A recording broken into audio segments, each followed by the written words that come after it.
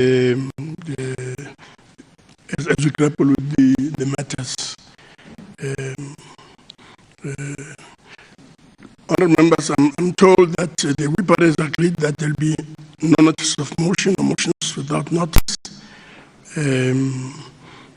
So we'll move straight on to the statement by the Deputy Minister of Health.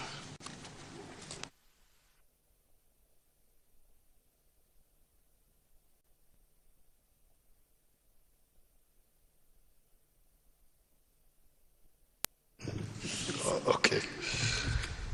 Thank you very much, Honourable Chairperson of the NCOP, Honourable Amos Masondo, and our Deputy Chair of the NCOP, Honourable Sylvia Lucas, the Honourable Speaker of the Gauteng Provincial Legislature, Honourable Mekwe, and all Honourable members of the National Council of Provinces. Let me take this opportunity to thank you for inviting the Ministry of Health to come and share with you some ideas and information about the major challenge, which is not only facing us as South Africans, but also facing the entire globe. Here, Honourable Chair, we're indeed talking about the outbreak of the coronavirus, also called COVID-19, which started just as an outbreak in one city in the province of Hubei in China, developed into what now the World Health Organization has defined as a pandemic. This started at the end of December 2019.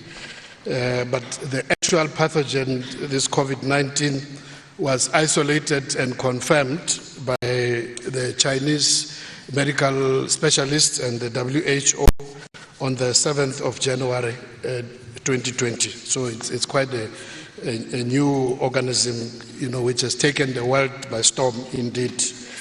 Now, this is a new strain of a virus that causes, in most cases, a mild upper respiratory tract infection, and in some cases develop into a lower respiratory tract infection, which can also lead to a very serious pneumonia. It's a virus which is derived from animals. It's thought to have originated from bats, which, as I've already mentioned, starts usually with a mild cold-like, flu-like symptoms, including high fever, dry cough, tiredness, and in most cases, it comes out with 80% of the cases just ends as a mild flu-like syndrome. But in about 15 to 20% of people, it can then develop into a more serious form of a lower respiratory tract infection, leading to pneumonia, and also what is in medical terms called fibrosis of the lungs, which means over and above leading to inflammation of the lungs. It also causes the soft tissue of the lungs to be hardened, and therefore leads to difficulty in breathing. And in 5% of people where it becomes serious, it requires a ventilation because of, as I've mentioned, by causing fibrosis in the lungs, makes it difficult to breathe, so your body is not able to retain enough oxygen.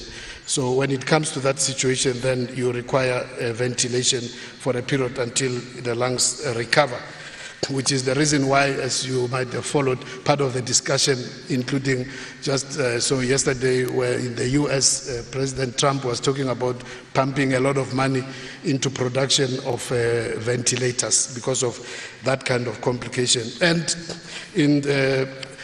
on average, about 3 to 3.5% of cases, it leads to death. In order to detect the COVID-19, samples are taken from the throat, from the back of the throat, from the pharynx, through a swab, and sent to laboratory for testing.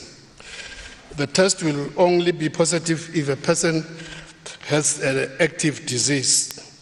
However, the test does not identify persons who are incubating the virus.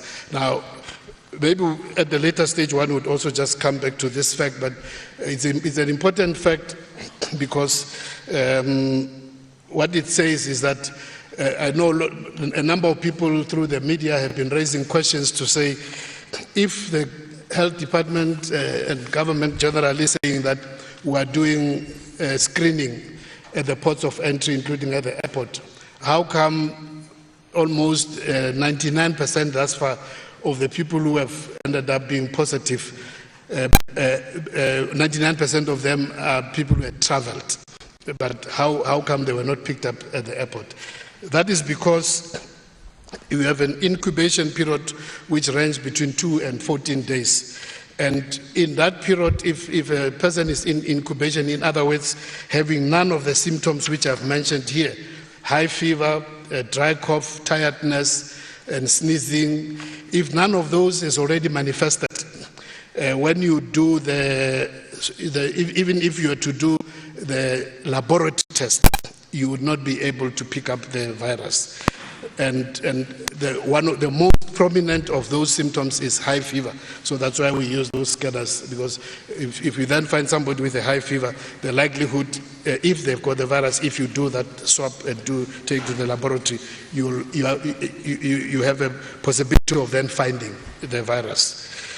The virus is spread through two methods: breathing and coughing, sneezing, the droplets from as you cough and sneeze, there's droplets which comes out from your cough, and if those droplets come across another person within 1 meter, 1.5 meters distance, then that person can inhale those and get infected.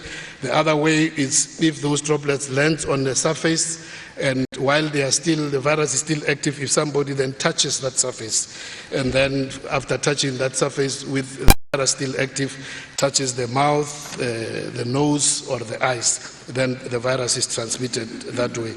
So the best way to prevent these droplets is to keep a safe distance, as we've mentioned, 1 meter to 1.5 meter, and avoid also mass gatherings.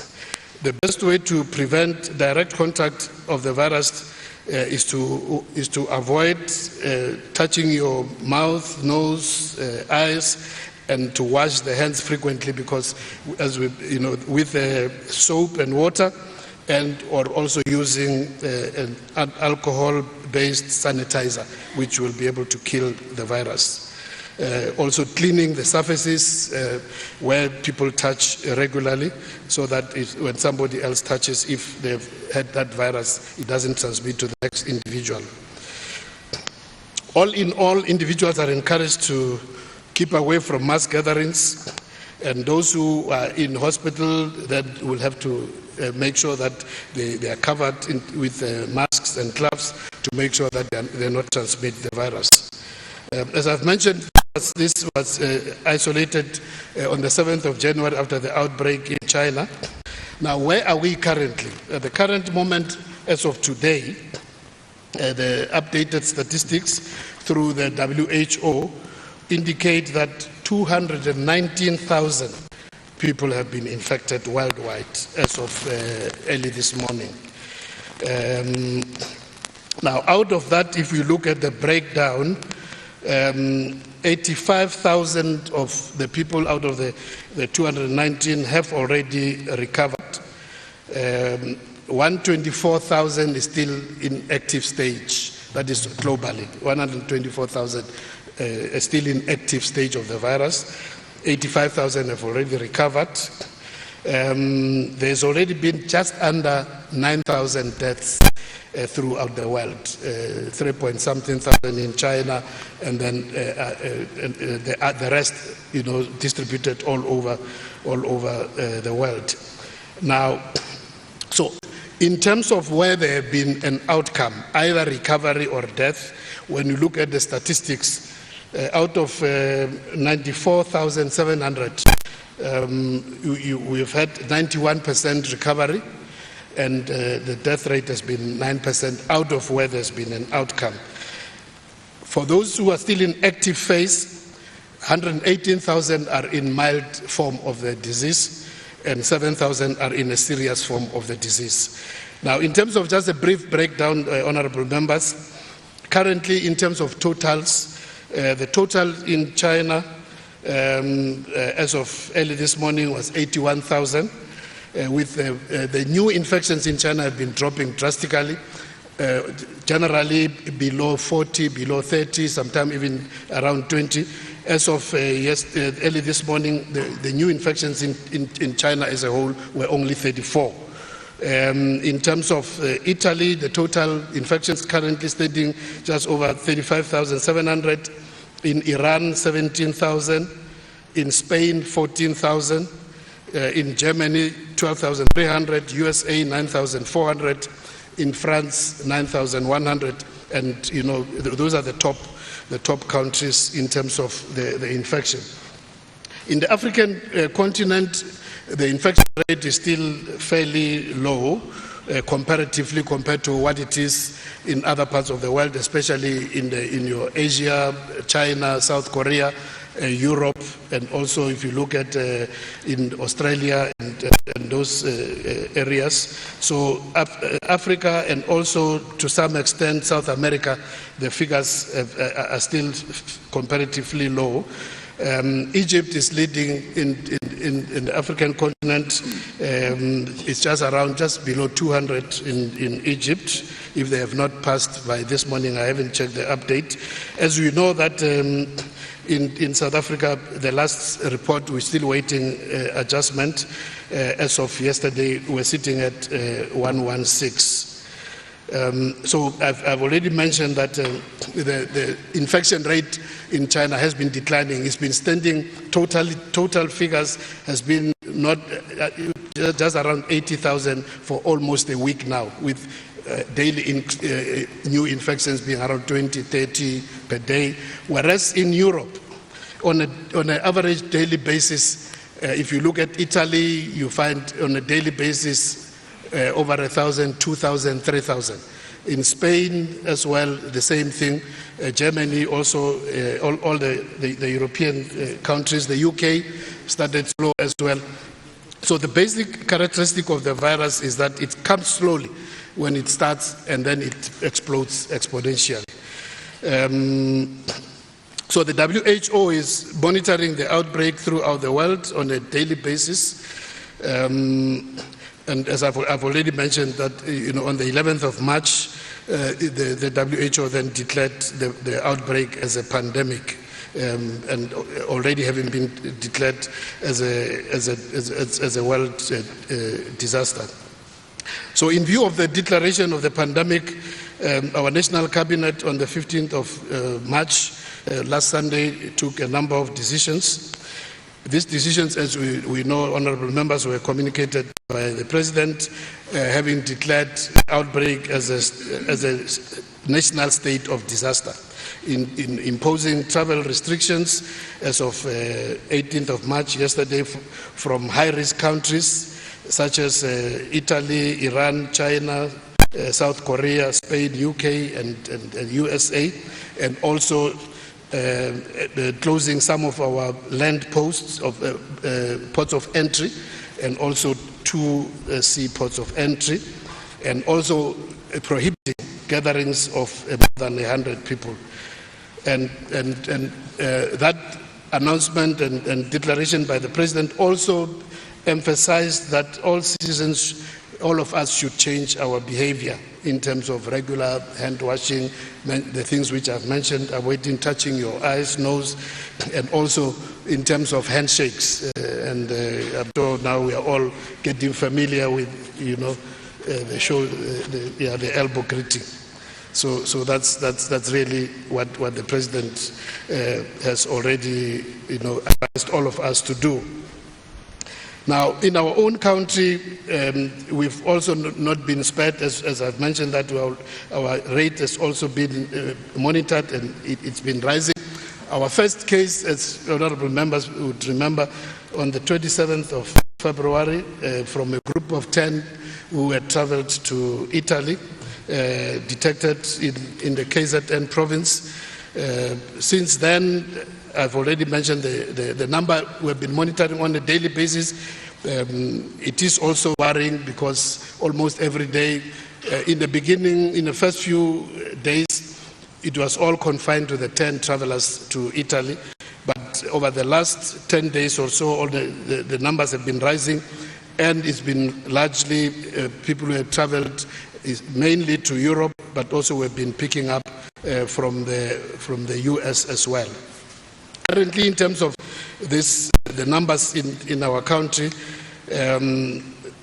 breakdown per province, we have a highest number of infections in the Gauteng province as of yesterday, standing at 61, Western Cape at 31, KwaZulu-Natal 19. So yeah, maybe let me not go into the total figures.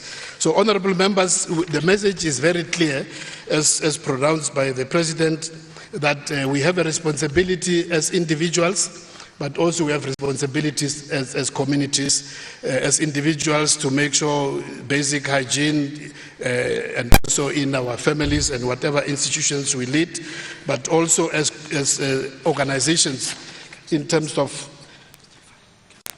as organizations in terms of making sure that we avoid the things which have been said largely in terms of gatherings.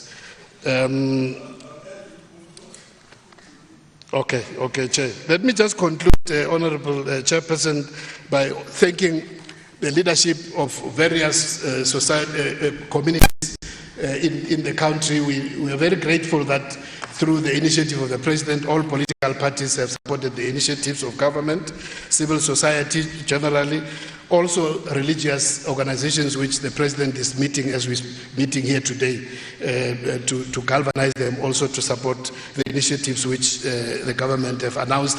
And we call on all of us as public representatives, wherever we'll be during this recess, to make sure that we spread the message and galvanize our communities to fall in line with these announcements by the President. Thank you very much, Honourable Chair. No, thank you very much, Deputy Minister. Of course, the issue that we're discussing is so important, and the information from the Deputy Minister is very, very critical. So we just allowed him to spill over just a little bit.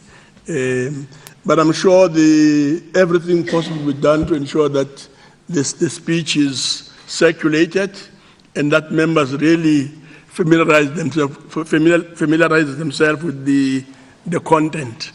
It's critical. This information is very, very important. I'm sure Honourable Mchabileng will agree as we move into the future in the coming few days, weeks, and months. The next speaker is Honourable Gillian.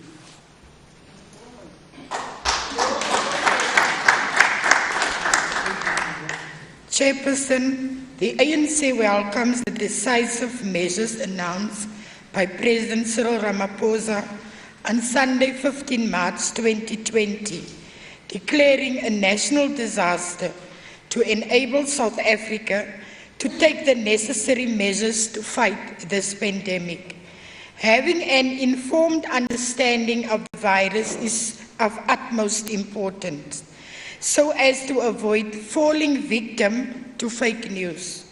South Africans have a responsibility of ensuring information that is verified by credible sources is not spread. We commend the work done by the National Department of Health. They have a very active social media presence to keep the nation abreast on all the latest developments pertaining to this virus. There is a WhatsApp number for all news and answering of questions related to the coronavirus. That number is 060-012-3456. As the ANC, we wish to commend all community health workers, nurses and doctors who are working tirelessly to ensure that the health and safety of the nation is upheld. Your selfless contribution does not go unnoticed. We call on all institutions and all sectors, both public and private, to adhere to the restrictions on public gatherings. In this regard, what is required of us all is to implement social distance as best as we can, while still adhering to good hygiene practices. It is through our collective efforts that we will be able to fight this outbreak. We need not to panic and be engulfed by fear, and respond accordingly by panic buying and taking other drastic measures. We need to hear the calls made by the President and his Cabinet, and trust that the government has the capacity to conquering this outbreak. South Africa possesses the necessary knowledge and means to fight this disease if we act swiftly and collectively to minimize its impact. I also believed, and as the ANC, we believe that together we too shall overcome this. I thank you.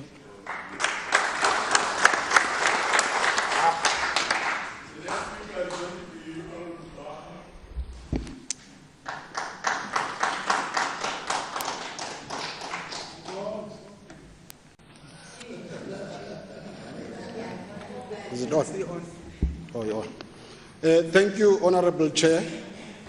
South Africa is a nation that has proven over time that we can overcome any obstacle when we are united. The coronavirus is as such no exception to that resilient determination of this nation. It is therefore of critical importance that all South Africans should heed the call or pronouncement by President Cyril Ramaphosa that we are on a state of national disaster. All precautionary measures by the President and the team of ministers led by Minister Zweli Mkhize are important for all of us to abide by. The Democratic Alliance, through the party leader John Steenhuisen, has given its full support and commitment in the fight against COVID-19. All endeavors must be made to ensure that our communities are educated on the do's and don'ts to curb the spread of the virus.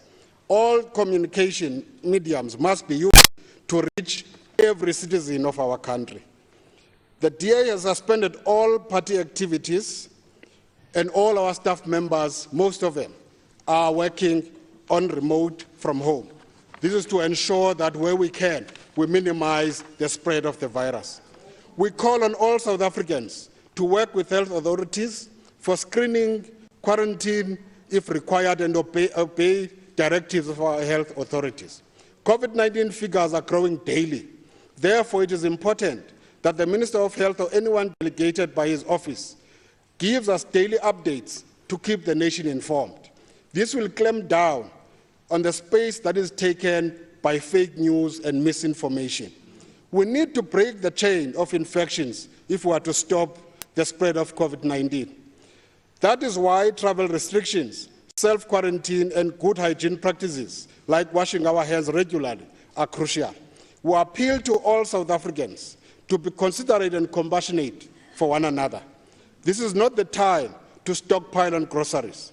Purchase what you need in the short term of a week to ensure that there's enough for everybody.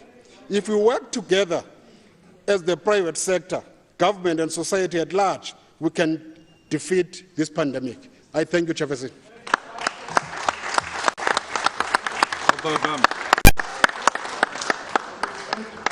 Then be followed by Honorable Bacha will be followed by Honorable Mukausi. Thank you. Thank you, Chairperson. Chairperson, this is not a disease of black people. This is not a disease of white people.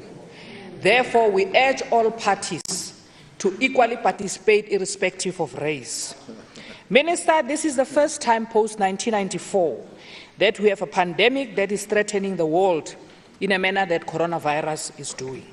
We have made a commitment yesterday when the Commander-in-Chief and President of the EFF met the President of this country that we are going to support all initiatives of government, and we are going to do our part through our membership and at the level of our constituency to make sure that our people are aware of what needs to happen. After all have been said and done, Minister, let us agree that coronavirus showed up when we need to pay more attention to primary health.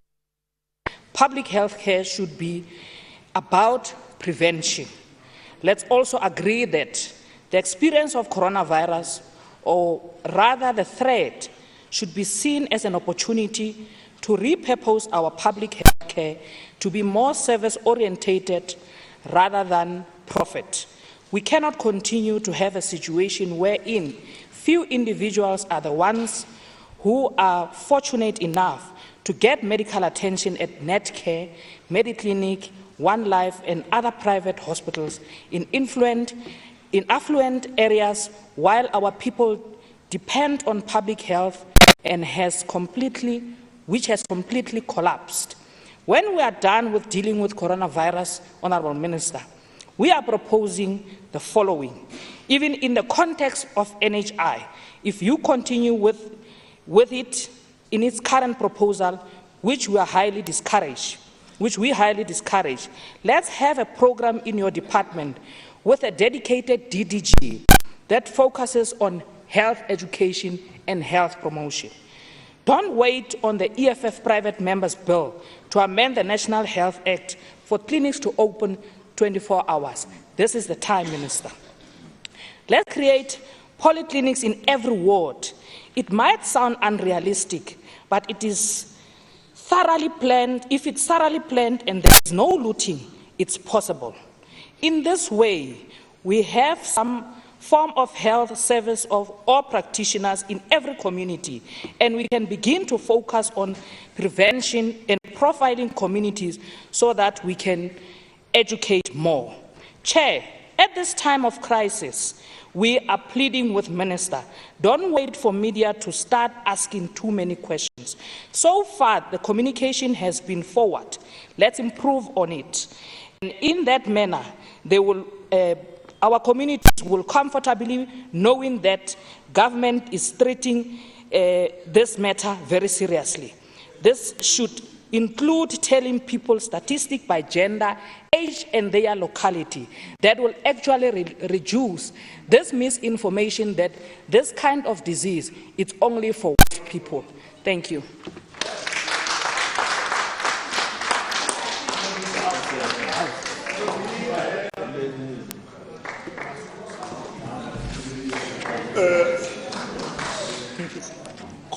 Honourable Chairperson, Honourable Deputy Minister, today we face together as a nation an unprecedented attack by an invisible enemy.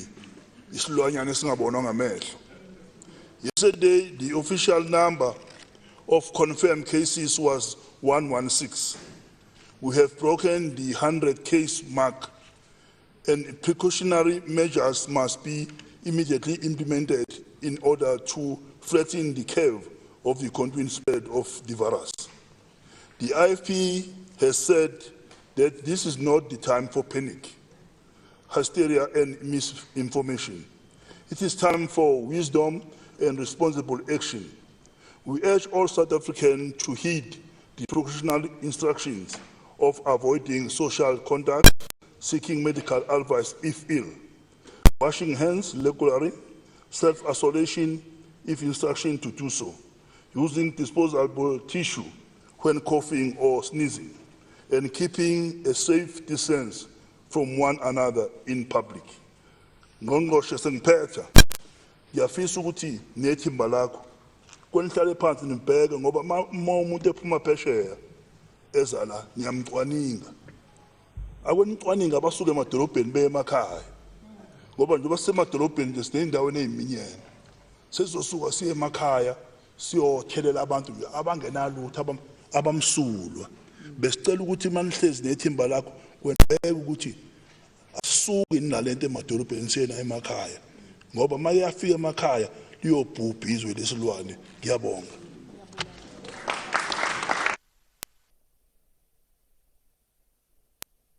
On to Honorable S.E. Lucas.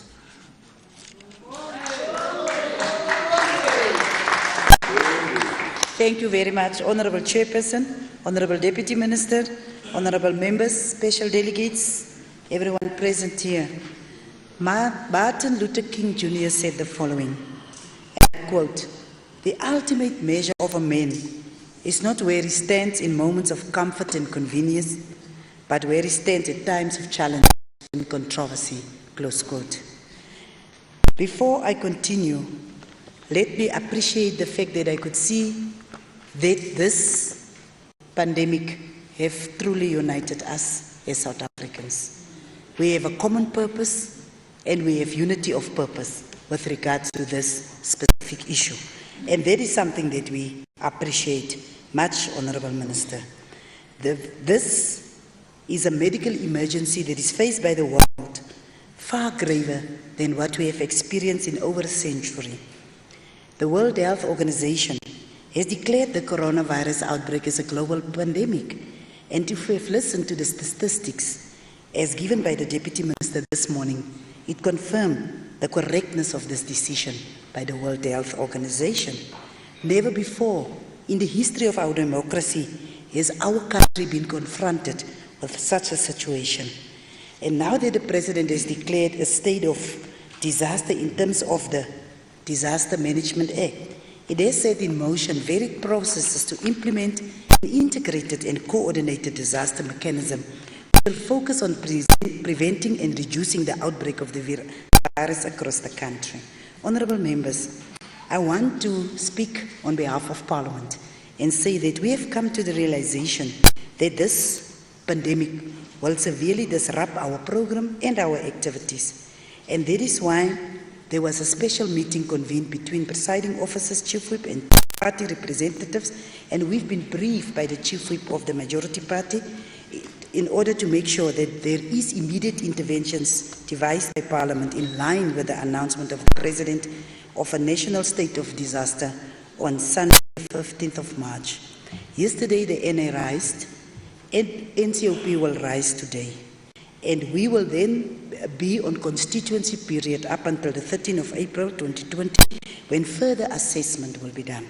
And after that assessment, we will decide how we are going to take our program forward. But there is also some measures that have been devised by Parliament, inclusive of the screening of members for possible exposure to the coronavirus. I hope we have time to do it as the NCOP.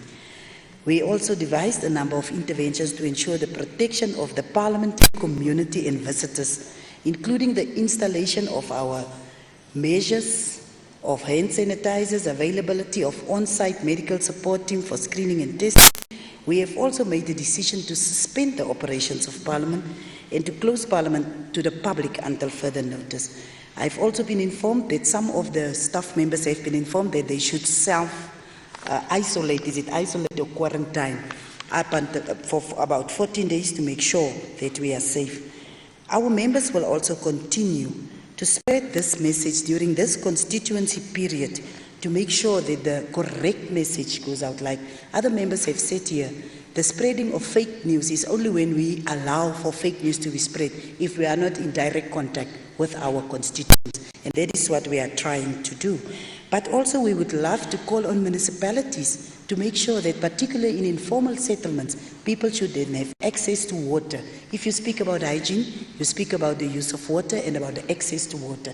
And we would like to call on municipalities to ensure that our people in informal settlements have access to water, particularly just as a basic means to make sure that we have access to hygiene.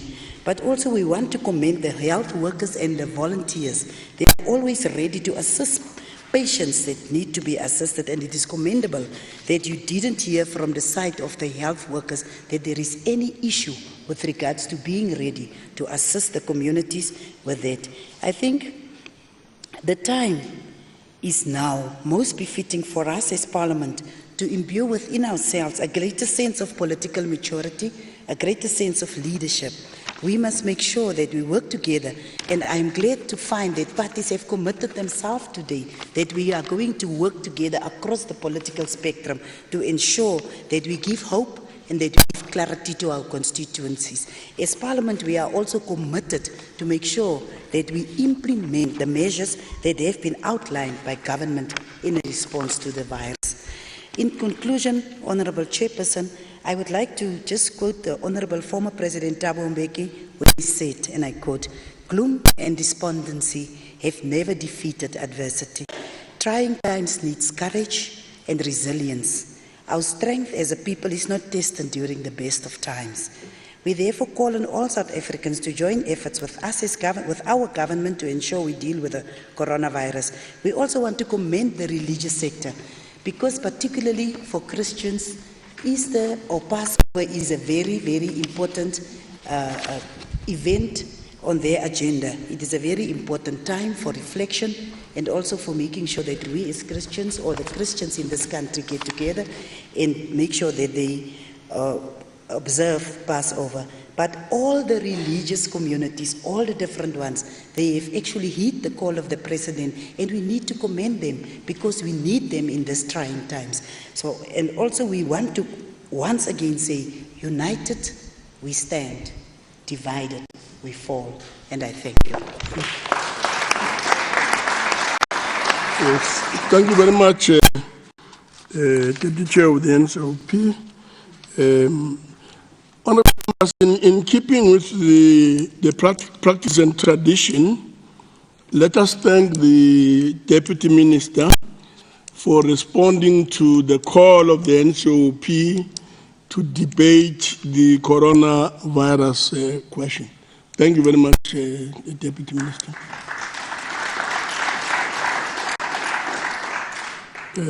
That, honourable members, concludes the debate. I'll call on the Secretary to read the following order. Consideration of report of Select Committee on Cooperative Governance and Traditional Affairs, Water and Sanitation and Human Settlements. Notice of intervention issued in terms of Section 139(1)(c) of the Constitution to City of Tshwane Metropolitan Municipal Council.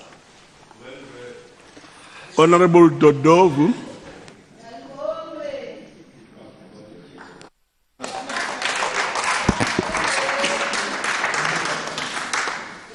Honourable Chairperson of the NCOP, Deputy Minister of Health, Permanent and Special Delegates of the NCOP, all protocol observed. Yesterday, the 18th of March, the Select Committee of Cooperative Governance and Traditional Affairs in the NCOP concluded its two-day visit to the City of Tshwane Metropolitan Municipality, where it fully investigated the circumstances under which the provincial government of Gauteng invoked Section 139(1)(c) of the Constitution. The City of Tshwane is not only the single largest metropolitan municipality in our country, but is also the administrative capital of South Africa. This city has the second largest number of embassies in the world after Washington, D.C., and therefore many people across the global village call it their home. Honourable Chair, by invoking Section 139(1)(c) of the Constitution, the Gauteng provincial government expressed a cogent message that needs no other interpretation, and the message was that the Tshwane municipality was unable to fulfill its executive obligations in terms of the Constitution, and that exceptional circumstances exist warranting its dissolution. This intervention was subject to Section 1393, which calls for the Gauteng Government to immediately submit a written notice of dissolution to the Minister of Culture, to the relevant provincial legislature, and to the NCOP, and that the dissolution would take effect 14 days from the date of receipt of the notice by the NCOP unless it was set aside by the Cabinet Minister or the NCOP before the expiry of those 14 days.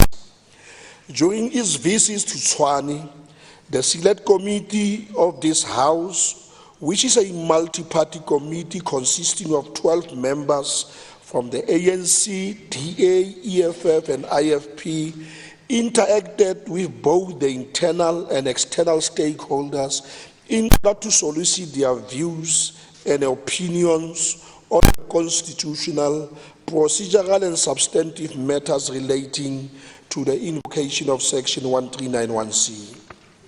During this visit, the Select Committee received presentations from 6 of the 7 political parties represented in Council, as well as from some, the trade union, SALGA, the traditional leadership, the youth forums, the women forums, the business federations, as well as the civic movements. All these presentations by stakeholders were preceded by a submission from the MEC of Kokta in Gauteng, Honorable Lebogang Maile, who presented the circumstances and reasons which led to the decision to dissolve the Tshwane Metropolitan Council. And this broadly include the following: that the municipality was dysfunctional, and for more than 2 months, the council meetings were not taking place as a result of disruptions, walkouts, and the unlawful conduct of the speaker. That there is paralysis in the municipality because there is no executive mayor, no mayoral committee, and no substantive city manager. That because the council has not established ward committees, this undermines participatory democracy in its affairs. Honorable Maile also indicated to us that since the 2006 post-local government elections, the city has experienced serious governance challenges ranging from the appointment of the city manager, motions of no confidence to the mayor and speaker, allegations of widespread corruption, maladministration, and inefficiencies. That irregular appointment of staff and the unlawful awarding of tenders was causing major financial losses for the city.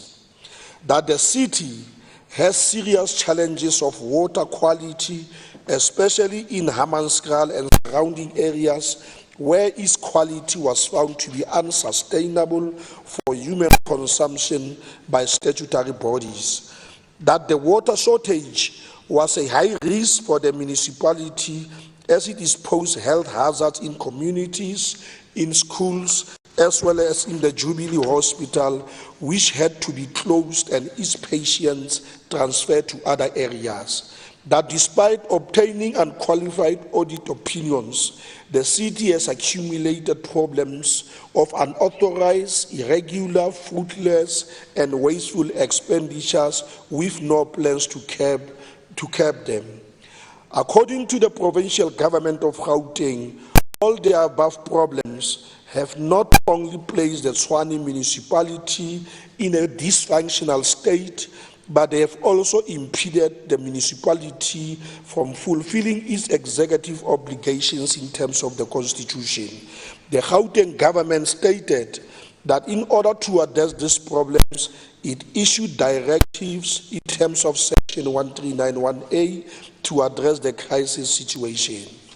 Premised on the above, Honorable Chair, and based on its investigation on the state of municipality of Tshwane and the interaction that it made with internal and external stakeholders, it is the considered view of the Select Committee that exceptional circumstances do exist to warrant the invocation of Section 1391C of the Constitution in Tshwane. That the existing of special circumstances is a special prerequisite to the exercise of power to dissolve a municipal council. That in this particular case, all the remedies to the situation were followed and observed without any success. Given the collapse of the municipal council meetings, the leadership challenges, vacant position of the city manager, executive mayor and mayor, the water challenges, the non-establishment of ward committees, amongst others, all this paralyzed the capacity of the municipality to manage its affairs and to deliver basic services to the residents, as well as to provide accountable government for the people of Tshwane. Therefore, the Select Committee submits that the decision to intervene in terms of Section 1391C of the Constitution under these exceptional circumstances is both justified and warranted, since all forms of support in terms of Section 154 of the Constitution and the directives in terms of Section 1391A were exhausted. All parties except the DA supported this form of intervention. It is also important, however, to state, Honorable Chair, that the DA's argument is that failure to appoint the executive mayor of Tshwane is the failure of the councillors to attend meetings, especially by the ANC, by the EFF, and that is a problem according to the DA. Having conducted the oversight visit to the city of Tshwane and interacted with internal and external stakeholders, and acknowledging the declaration made by the President of the Republic on measures to combat the COVID-19 virus, the Select Committee on COCTA recommends the following to the House: that the NCOP approves the intervention in the city of Tshwane Metropolitan Municipality in terms of Section 139C of the Constitution, that a seasoned, competent and capable administrator be appointed in the city of Tshwane and be supported by a team of experts with clear terms of reference, that the administrator should fast-track the process of appointing and filling the position of city manager, that the MEC of COCTA in Gauteng should institute a forensic investigation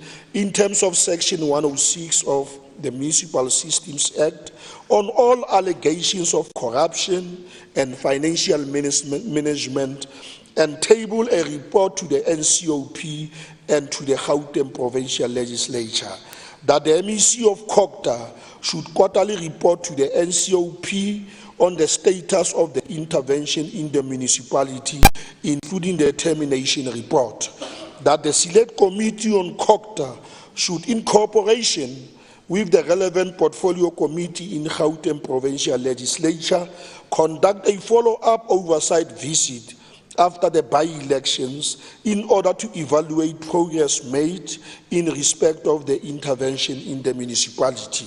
And lastly, that the Independent Electoral Commission, the IEC, should develop an implementation plan on the by-elections, taking into account the presidential declaration made on the 15th of March 2020 on the measures to combat COVID-19 so as to facilitate fair and free elections. Thank you very much, Honorable Chair.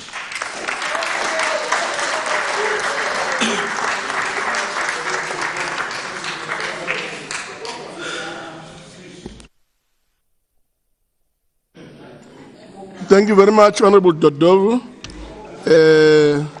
And that concludes the debate. I shall now put the question.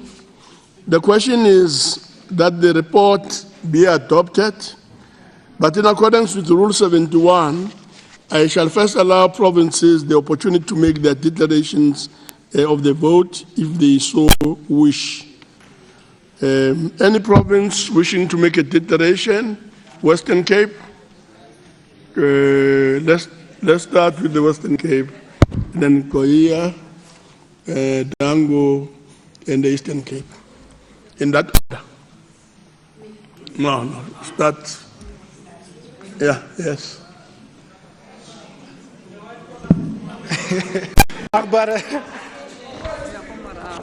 Achtbare voorzitter, The sudden rush to have the NCOP certify the Gauteng Provincial Government's intervention in the Tshwane Municipality is nothing short of political exploitation of an independent national legislative body and incorrect interpretation of the Constitution.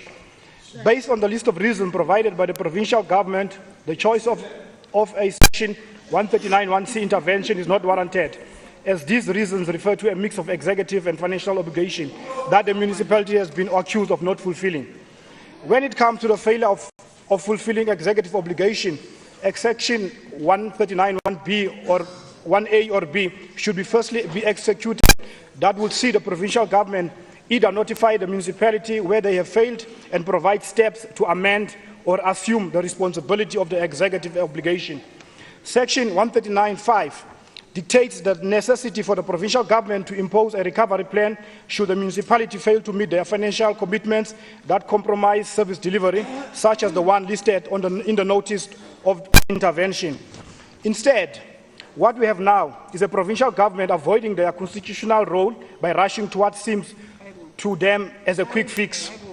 The intervention was only referred to the NCOP last week, leaving the select committee of COGTA with very little unprecedented time for adequate engagement. Salga was afforded no opportunity for engagement before the intervention was issued. They further noted that the dissolution of council and new election could just again result in no party obtaining a majority, risking the municipality with a hung council and no political leadership. An additional problem with the Tshwane Council is the failure of councillors to attend meetings and elect a mayor they are constitutionally obligated to, rather than a resolution of council. Action should be taken against these councillors who contravened the code of conduct.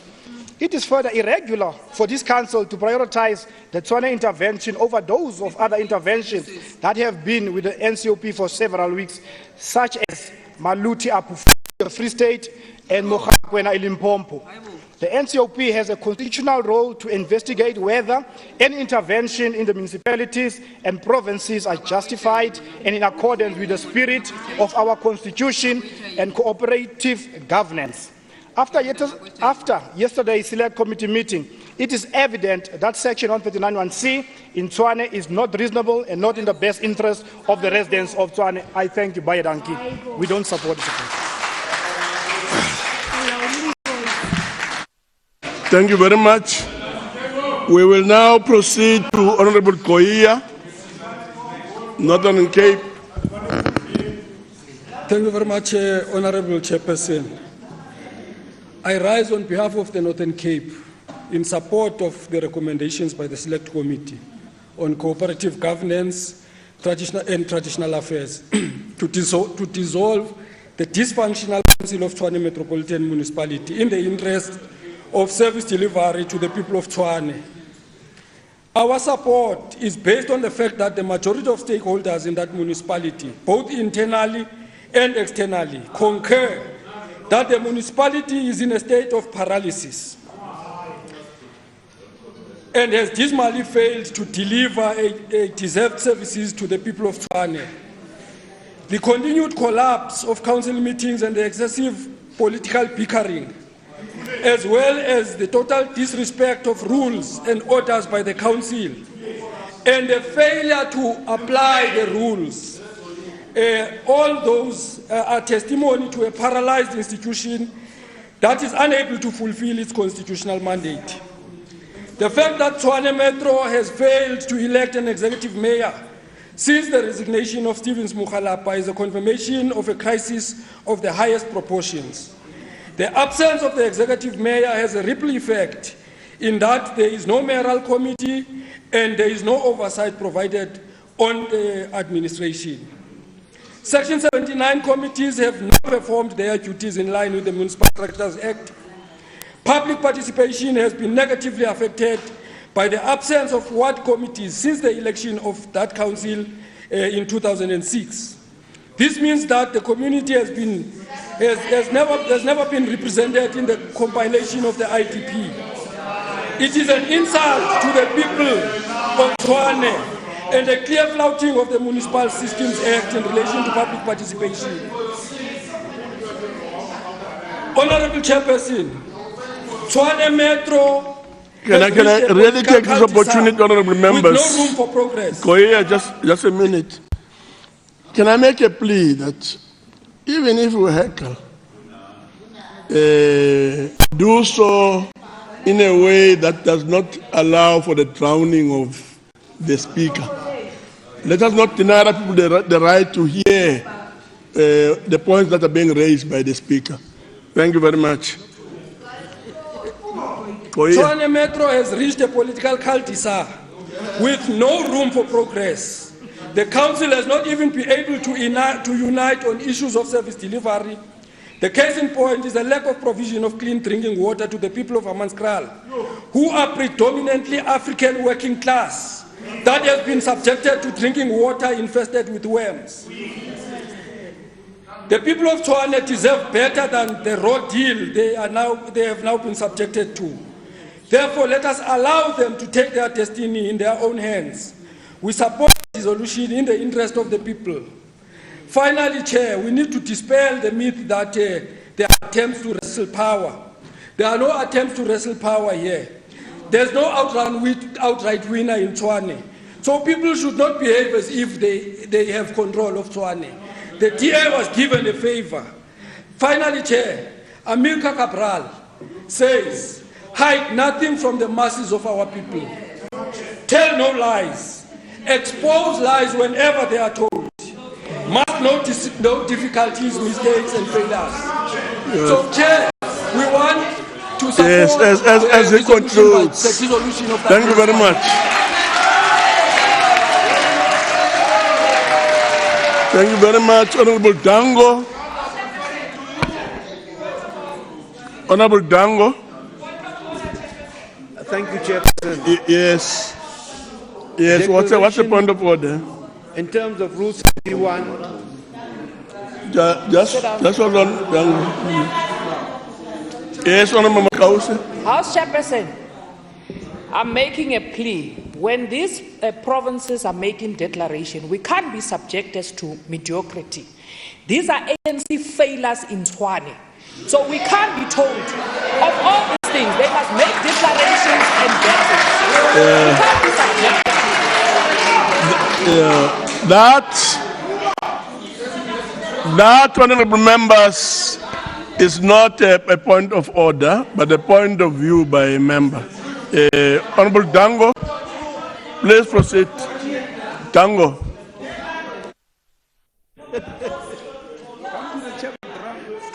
Chairperson, thank you very much.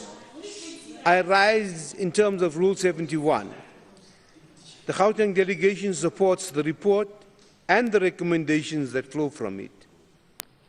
From the submissions by the majority of stakeholders, it is evident that the Tshwane municipality is non-functional.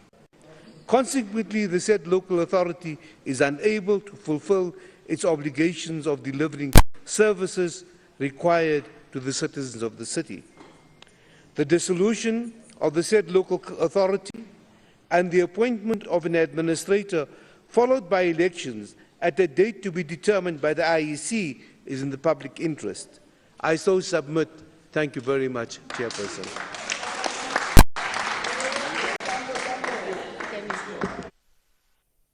Thank you very much. Let's proceed to the Eastern Cape.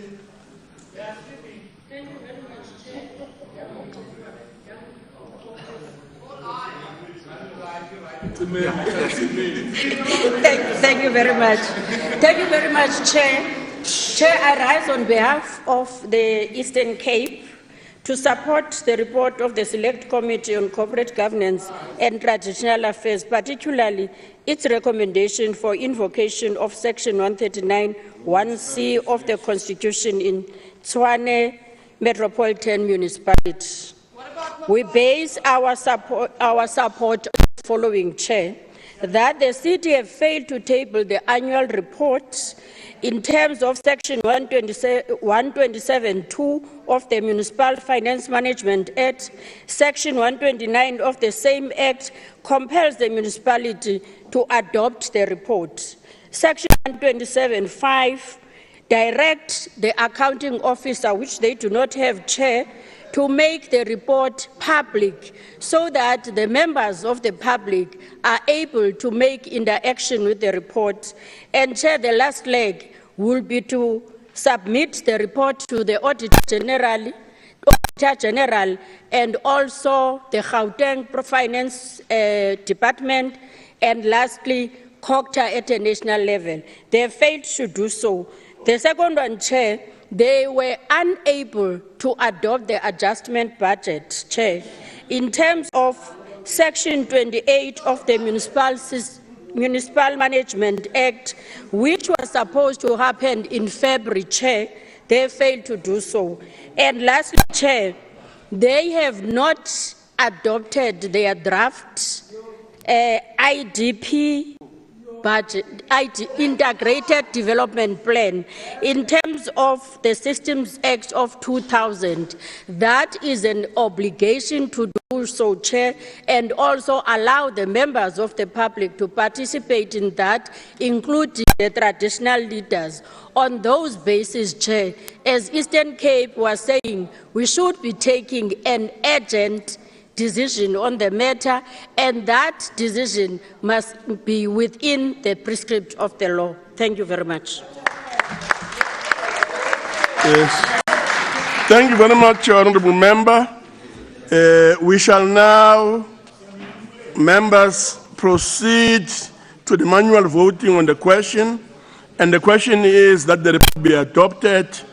I shall now do this, take you through a process of voting, and will follow an alphabetical order and go from province to province. So the first province is the Eastern Cape.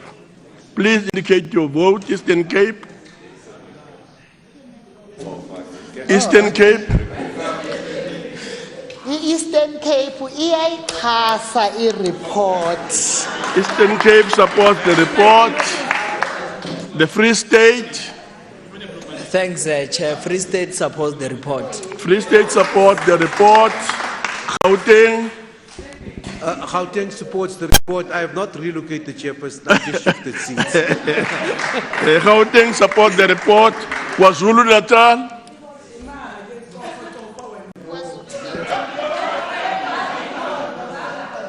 KwaZulu Natal. KwaZulu Natal iyayeseka le report. KwaZulu Natal iyayeseka le report. Limpopo. Limpopo le thekga report. Limpopo support the report.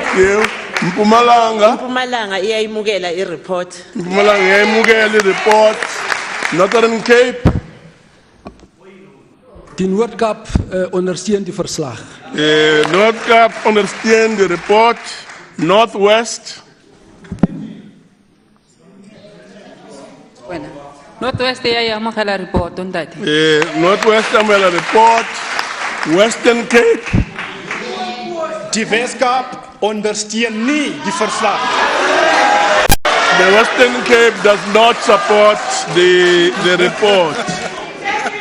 So 8 provinces out of 9 support the report. Therefore, the report is declared as adopted in terms of Section 65 of the Constitution.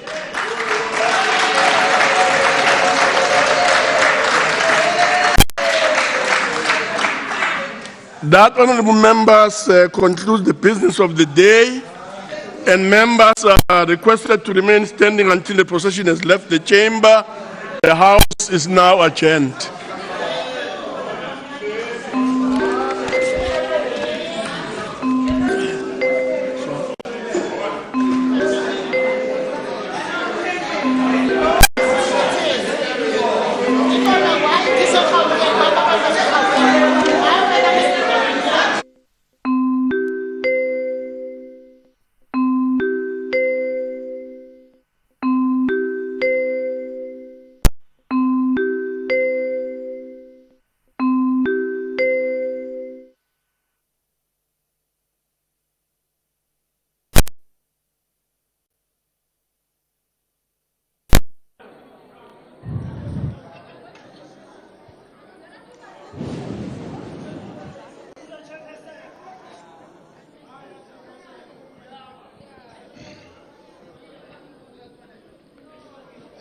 a re duleng hatshe re bue. A re duleng hatshe re bue kan ons neersit so ons kan begin met ons werk.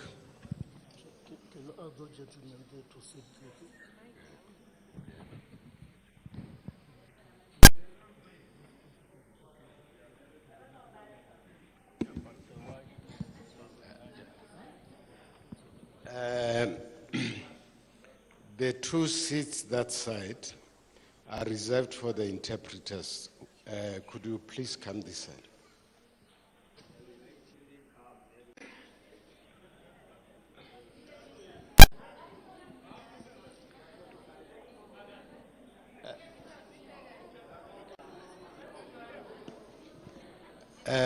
Chair, can you just talk to